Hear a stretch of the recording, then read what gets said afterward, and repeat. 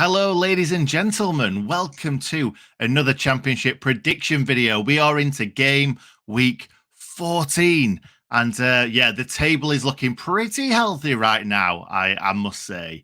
But before we get into it and really get stuck into these predictions, obviously, I've got to bring in my mate, Ollie. How you doing today, pal? Oh, hi, Nick. Didn't see you there. That really No, worked. yeah, I know. I love that. Yeah, not bad. I'm embarrassed and I'm feeling a little bit beaten. Obviously, we're about to come to the league, and it wasn't pretty for me yesterday. So here are the scores from week 13. Actual scores on the right, and mine and Ollie are colour coordinated. As you can see, Ollie almost did a red wash. I've only just thought of that. A red wash. The only team that he managed to get the result right was Sheffield United versus QPR, which was actually a bad one because you shouldn't be predicting the Blades to lose at all. It could not have gone worse. The week could not have gone worse. Like, the only result I wanted to get wrong, I got right. And everything else was an absolute write-off. It honestly, it's like I've come back from the international break and I've just lost everything. I'm having an absolute shocker. Whereas yourself, that's not a bad week. Only four results I predicted, but yeah, 2 correct scores is absolutely fantastic. Shall we move on to the table, mate? Shall we move on to the table? Do you want to see it? No, go on. Well, Go on. Let's it's bring here. it up. Look at Oh my that. God. You've been overtaken. I was so far ahead at one point. I must have been about 10 ahead at one point. Oh. I think you might have been 7. I think that's the most you've been in front, but now I'm 4 in front. How has that even happened? Well, I've just show you how it happened. Yeah, I know exactly how it happened. I had a nightmare. But let's talk about the viewers and how the viewers did this week. Yes. Because it wasn't a great week for anyone, to be honest. Nobody was as bad as me. I am officially the worst by an absolute mile, if we're being honest. But nobody got a massively high score this time. Our top scorer, Manish Thapar, got 8 points, which is, par for the course, the same as you, Nick. 8 points was fantastic. Was a fantastic effort, is what you've got to say. But there were a couple up there with him as well. So you've got King Liam got 7 and 𝗍𝗏𝗂 got 7, which is great to see. I know a couple of weeks ago she could have got a shout out and just missed. So it's nice to be able to finally get a name out there for this one. Yeah, 𝗍𝗏𝗂's a legend. We are big fans of 𝗍𝗏𝗂. Massively, massive fans. Massive it took me a while to realise it was her in the comments, but now I know. I'm always checking to see if she's on the score list and how high she is. What about Statman Adam? Statman Adam? Oh, how did Statman Adam do? He was rubbish. Nowhere to be seen. Nowhere to be seen. Unfortunately, I really wanted to come on. I made a big deal in my comments. I was saying, somebody beat him, somebody take him down. And somebody has taken him down. Massively appreciate it. But in a week when I was so bad that I've just got no leg to stand on, I can't even slander him because he beat me by a long way. Right, okay. Well, if he did terribly and beat you by a long way, you need to get some points on the board this game week. So let's get straight into it, mate. The very first game, QPR versus Reading. Go for it.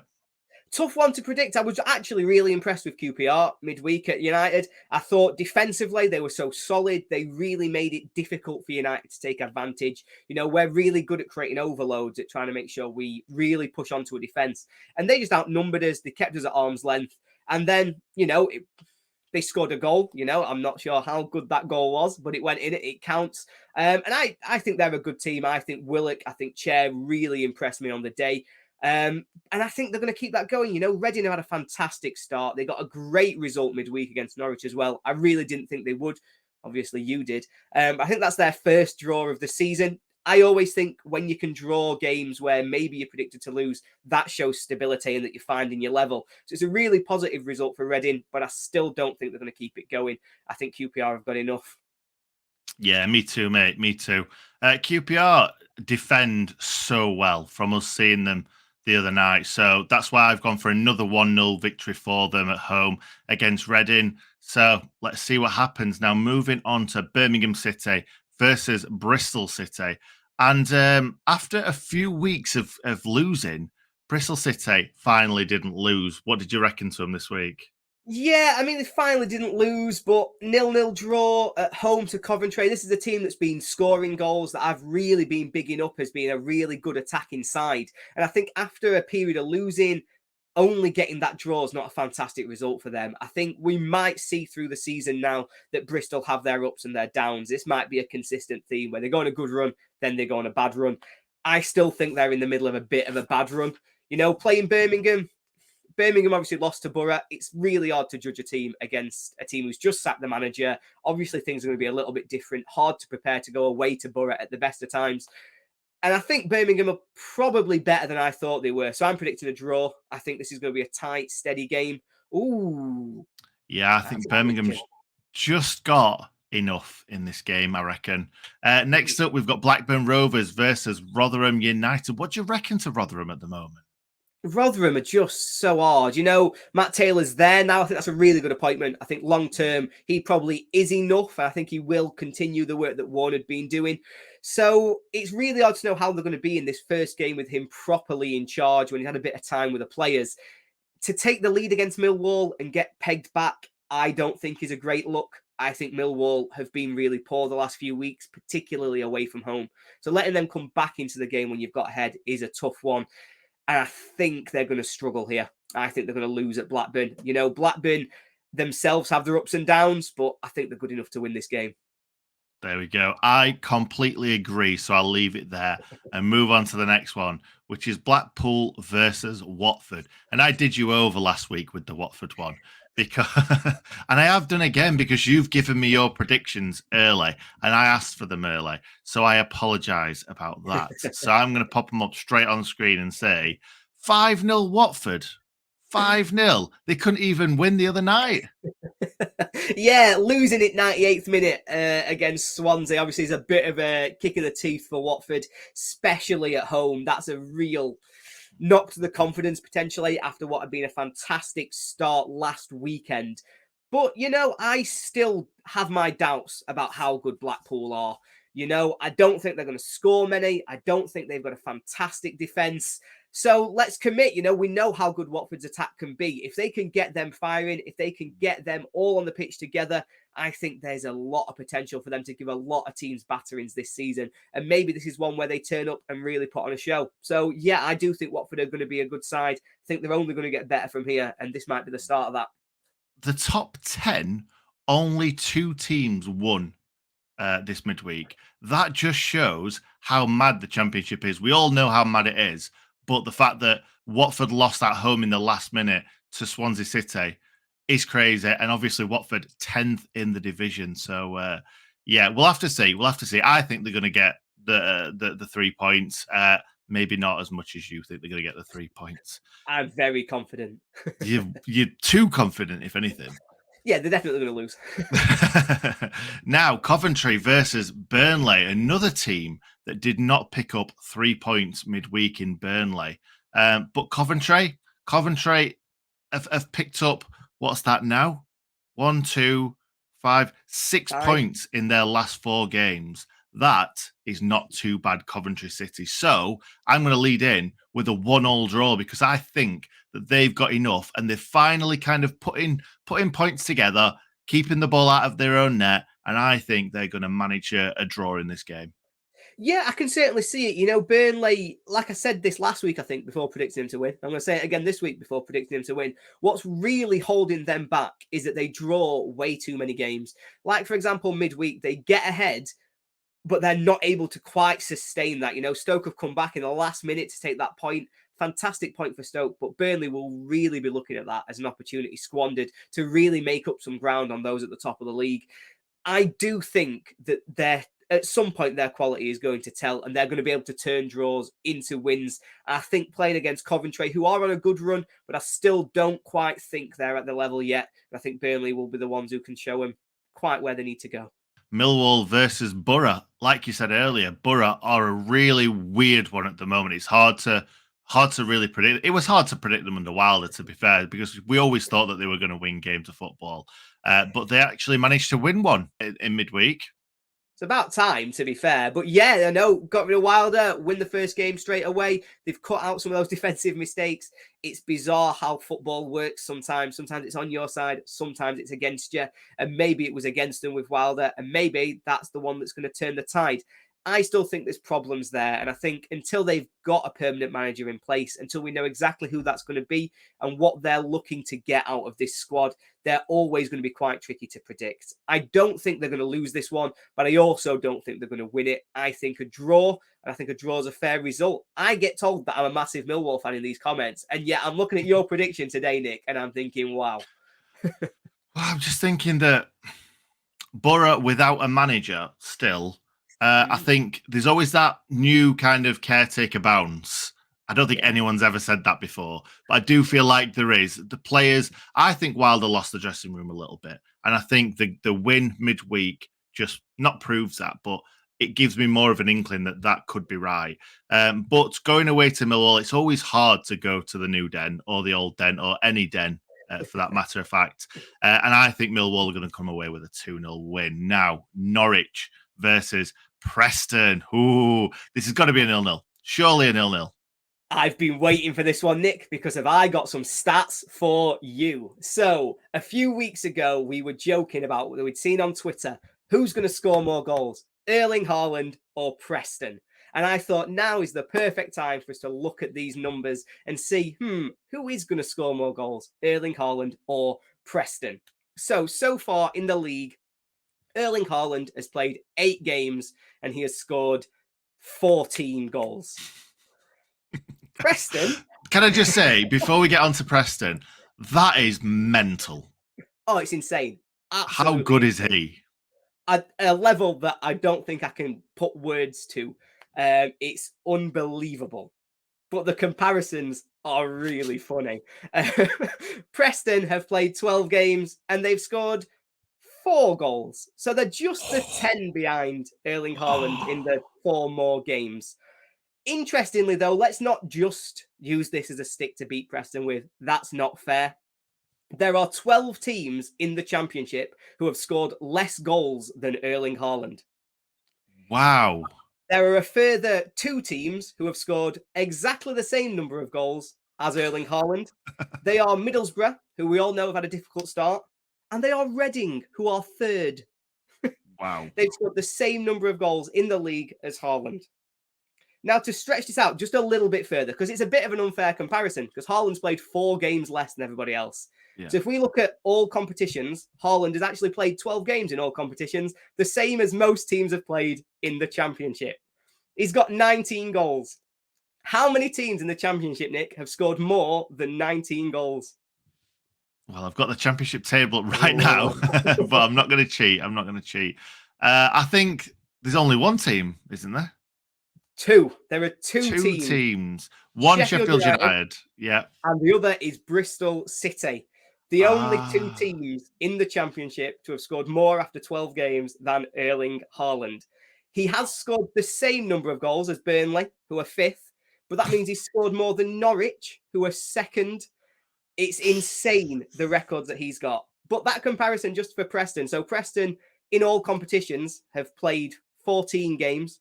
And they've obviously gone on a bit of a tear. They've scored exactly the same number as Erling Haaland in the cup competitions. They've got 5 in the Carabao. He's got 5 in the Champions League for a total of 19 for Haaland and 9 for Preston. We'll keep checking in on this because I think it's going to be fun. Now, let's talk about this game because I still think, just like you do, that Preston aren't going to get another goal in this game. No, they're not going to catch him up at the weekend because I can't really see them getting much from this game. Norwich, we know, are a great team. They're on a great run. I know they've had a couple of draws, but when you're on a run like they are at the moment, I think you're backing them at home every time. Preston are good at keeping it tight. They've only conceded 4 goals as well, so it's still a fantastic defensive record. But I think they're going to lose this one. I think it'll be close, but 1-0. Yeah, fair enough. I think Norwich might have a little tiny bit more than that, but let's see. Next up, we've got Stoke City versus our beloved Blades. And I'm going to just fire straight in with my prediction. First one of the season, I'm going for a Blades defeat. After seeing them in the last 2 games, we really look like we're struggling going forward. and look like we're struggling, not struggling at the back, but struggling for kind of experienced professional bodies at the back. We've got so many injuries, and I can't see anything other than a Stoke winning this game, especially when we went to Stoke last season and we were so terrible. I've still got that ingrained into my brain. Yeah, that was awful at Stoke last season. You know, we denied a last-minute penalty that we should have had, but whatever. Yeah. But yeah, I completely agree with you about United. You know, we are really struggling for bodies at the minute. I think defensively in particular, we're really seeing the impact of that as well. And I know it's maybe cliche when you're talking about United to say how much losing defenders affects our attacking, but it really does. I think not having Anel in particular is absolutely huge. I like to think that if Bogle is back and he's still fit, that does make a difference because he does give us something extra. But when he's on that left side, always coming in on his right foot can be a little bit of a problem. We need someone to be able to go round and get really down to the byline, which I think is a real strength of ours. I am predicting us to win mainly because I predicted us to lose midweek and we lost. And I don't want to do that again. I don't want to be the jinx. It's not my fault. I think we probably have got enough in us to win this game. We just need to step up from where we have been. Stoke are a good team. They've got a great point midweek. I don't think this is going to be easy. I could easily see us getting rolled over. But I think at some point we need to have a reaction to these last two performances. And I think it could come in this game. I hope you're right, mate. I hope you're right. Now, Swansea City versus Sunderland.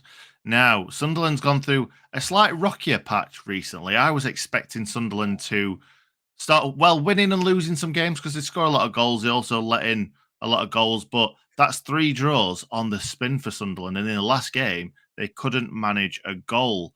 And at the same time, Swansea are just coming off the back of an absolutely fantastic last-minute winner. So I've gone for another Swansea winner, 3-1. Yeah, I mean, I can see that coming. So Swansea have won 3 on the spin. You know, they're on a fantastic run at the moment. They really seem to have found that formula that's working for them. I think they're in the playoffs as well now, which is massive, actually, to be honest, because a couple of weeks ago, I was on here saying, ugh, Swansea, I don't think they've got much about them. And again, my prediction was rubbish because that seems to be my style. I think this will be a good game, to be honest. I think for the neutrals or anybody who gets to watch this, I think this has got the potential to be really high quality. I think it's going to be a lot of goals. And I think Sunderland will continue their run of draws going rather than Swansea continuing their run of victories. So I think it's going to be 2-2, but I think it's going to be good. I like that right up then. I really did. Now, West Brom versus Luton Town. Now, Ollie, do you know where West Brom are in the league? Oh, I mean, so Boro won midweek. So that means they've got to be relegation zone. Are they now? They are. They are third bottom right now with a lonely old 10 points. They're only 3 points in front of Coventry City now, and they've played 3 more games. So it's not looking good for them at the moment, but Stevie Bruce could be on his way out.